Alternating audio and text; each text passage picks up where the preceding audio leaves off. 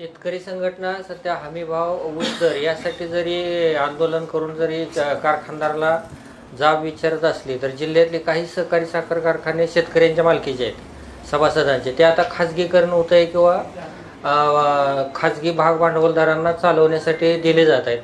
मोहोळमधले 2 कारखाने तशीच वाटचाल आहे. एक खाजगी केला, मला वाटतं दुसरा आता भीमा सहकारी कारखान्याची त्याच्याकडे वाटचाल आहे. त्याला काही संचालकांनी विरोध केला, मात्र शेतकरी संघटनेने काही फारसा विरोध केलेला कुठं दिसला नाही तिथे. आता पंढरपूरचा एक कारखान्याची तीच अवस्था आहे.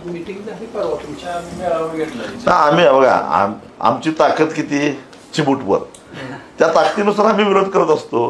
हे लोकांचं बरं असतंय, आपलं स्वतः भाग घ्यायचं नाही आमच्या कुठल्या आंदोलनात. आणि तुम्ही असं काय केलं नाही तसं काय केलं नाही असं प्रश्न विचारणं फार सोपं असतं.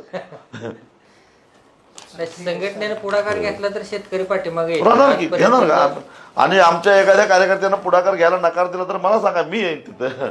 आलं पहिल्यापासून आमची भूमिका आहे की शेतकऱ्यांच्याच मालकीचे कारखाने राहिले पाहिजेत. पण आज 200 कारखान्यापैकी 101 कारखाने खाजगी आहेत. राहिलेले 99 तरी सहकारी नावालाच आहेत.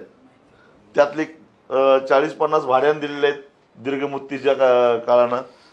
आणि राहिलेले 25-30 असे आहेत की कारखाना सहकारी आहे, पण आज संस्थापकांची 3री पिढी चेअरमन बसलेली आहे, म्हणजे खाजगीच झाला जवळपास.